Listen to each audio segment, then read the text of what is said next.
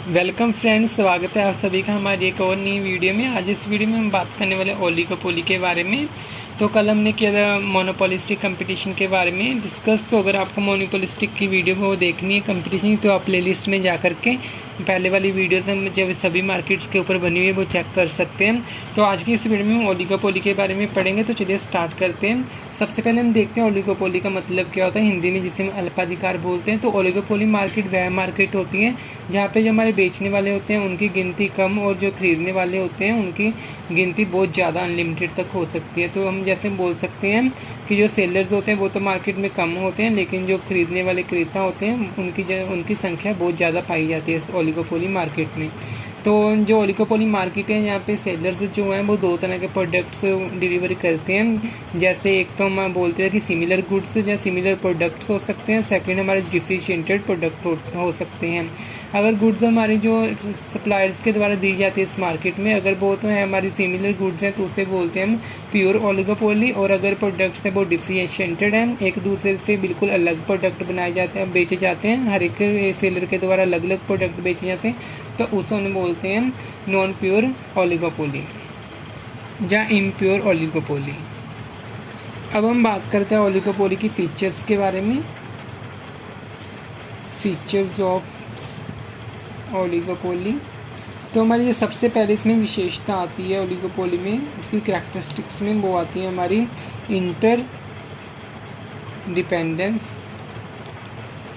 Inter dependence का मतलब इसमें ओलिगोपोली में हमारा होता है कि जो जितनी भी फर्म्स हैं ओलिगोपोली में भी जो फर्म्स एग्जिस्ट कर रही हैं वो सभी जो सेलर्स होते हैं एक दूसरे के ऊपर डिपेंडेंट होते हैं। मान लीजिए कोई सेलर है वो अपनी जो सेल बढ़ाने के लिए जो उसकी जो प्राइस है उसको डिक्रीज़ कर देता है, वो प्राइस को कम कर देता है। तो जो दूसरे सेलर्स होते हैं वो भी उसको ध्यान में रखते हैं, क्योंकि जो उसकी मैंने प्राइस अपनी कम की है तो उनके ऊपर भी वो इफ़ेक्ट डालती है।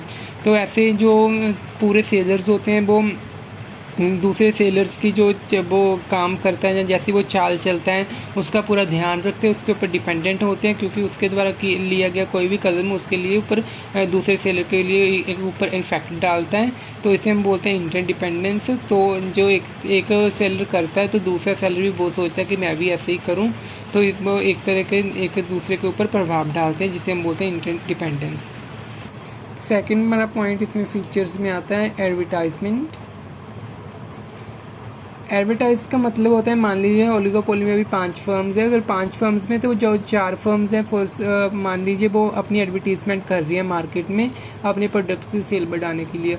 तो मान लीजिए एक फर्म है जो एडवर्टाइजमेंट नहीं कर रही, तो जो फर्म एडवर्टाइजमेंट अपनी प्रोडक्ट्स की नहीं कर रही तो उसकी जो सेल है वो डिक्रीज़ हो जाएगी। जो उसके कंज्यूमर्स होंगे वो उसकी जो कॉम्प्लीमेंट्री गुड्स होंगी उनको लेना ज़्यादा पसंद करेंगे जिनकी एडवर्टाइजमेंट हो रही होगी।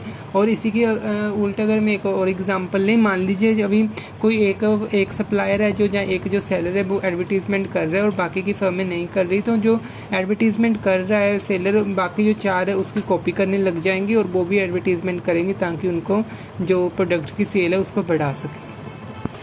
थर्ड ओलिगोपोली की जो फीचर है वो हमारी आती है कंपटीशन। कंपटीशन का इसमें मतलब ये है कि मान लीजिए जो एक सेलर है अगर वो मार्केट में अपनी जो प्राइस है वो डाउन कर लेता है, तो जो उसकी प्राइस अभी डाउन की है तो इसका इफेक्ट सीधा जो बाकी के सप्लायर्स और बाकी के सेलर्स हैं उनके ऊपर पड़ेगा।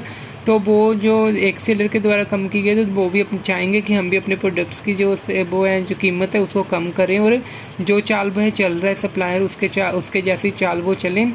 और वो जहाँ पे जितने भी सप्लायर्स या सेलर्स होते हैं वो अब बाकी सेलर्स के ऊपर एक तरह की वो निगरानी रखते हैं कि वो अभी मार्केट में क्या चल रहा है, कैसे चल रहा है, ताकि जो वो भी अपनी प्रोडक्ट्स की सेल बढ़ा सकें।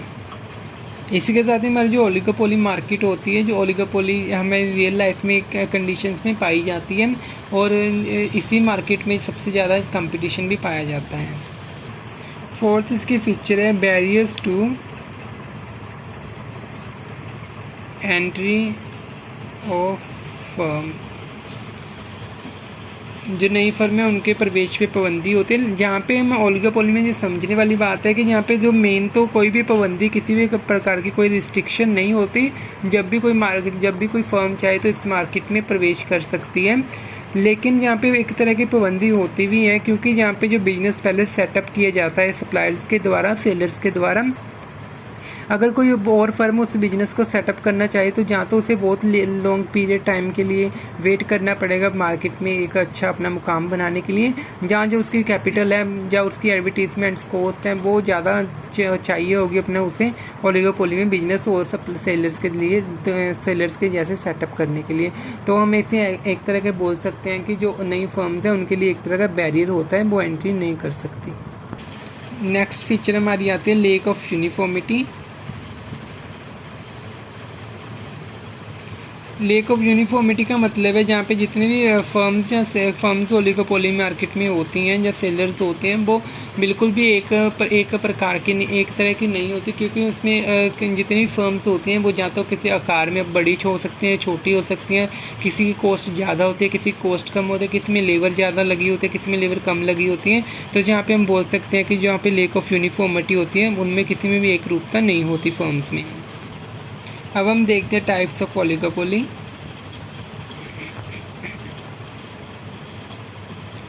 ओलिगोपोली सबसे पहले हमारे पास दो तरह की होती है, एक तो हमारे पास होती है नॉन क्लूसिव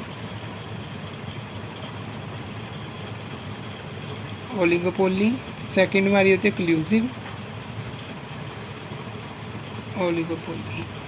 नॉन इंक्लूसिव जो ओलिगोपोली होती है इसमें जो फर्म्स होती हैं उनके बीच में कोई भी किसी प्रकार का समझौता नहीं किया जाता, किसी प्रकार का गठबंधन नहीं किया जाता। सभी फर्म्स अपने अपने स्ट्रेटजीज अपनाती हैं, अपने जो जैसे चाहे वैसे काम करते हैं। लेकिन जहाँ पे एक काम करते हैं कि जो प्राइस होता है वो प्राइस डिटरमाइन फर्म्स को देख कर, मार्केट की कंडीशंस को देख के डिटरमाइन करना पड़ता है, क्योंकि अगर एक फर्म प्राइस को कम करती है तो उसका इफेक्ट दूसरे सप्लायर्स के ऊपर पड़ता है या दूसरी फर्म्स के ऊपर पड़ता है। तो यहाँ पे किसी प्रकार का गठबंधन तो नहीं होता, किसी प्रकार का कोई समझौता नहीं होता फर्म्स में, अपने तरह के वो काम करती हैं अपनी स्ट्रेटजीज के अनुसार, लेकिन प्राइस का डिटर्मिनेशन होता है वो मार्केट के हिसाब से किया जाता है। और इसी के साथ हमारी जो क्लूसिव ओलिगोपोली होती है, क्लूसिव ओलिगोपोली में जो फर्म्स होती हैं ओलिगोपोली मार्केट में वो एक तरह का समझौता कर लेती हैं या एग्रीमेंट कर लेती हैं या एक गठजोड़ बना लेती हैं, जो समझौता करने के बाद एक महंगे प्राइस पे अपने प्रोडक्ट्स को बेचती हैं इकट्ठी मिल करके, और जो मार्केट से ज़्यादा प्रॉफिट कमाया जा सके। तो क्लूसिव और नॉन क्लूसिव में गठजोड़ और नॉन गठजोड़ का मार्केट्स में यही पाया जाता है। एक मार्केट में हमारा जो वो गठजोड़ समझौता कर लेती हैं और नॉन क्लूसिव में इसमें कोई समझौता नहीं होता। जी तो आज की वीडियो में हमने ओलिगोपोली के बारे में पढ़ा। तो आपको जो हमारी वीडियो ओलिगोपोली के ऊपर कैसी लगी हमें कमेंट करके ज़रूर बताएं। अगर वीडियो अच्छी लगी तो वीडियो को लाइक करें और इसी के साथ हमारे चैनल को सब्सक्राइब करना ना भूलें, नोटिफिकेशन बेल आइकन को जरूर प्रेस करें। Thank you for watching.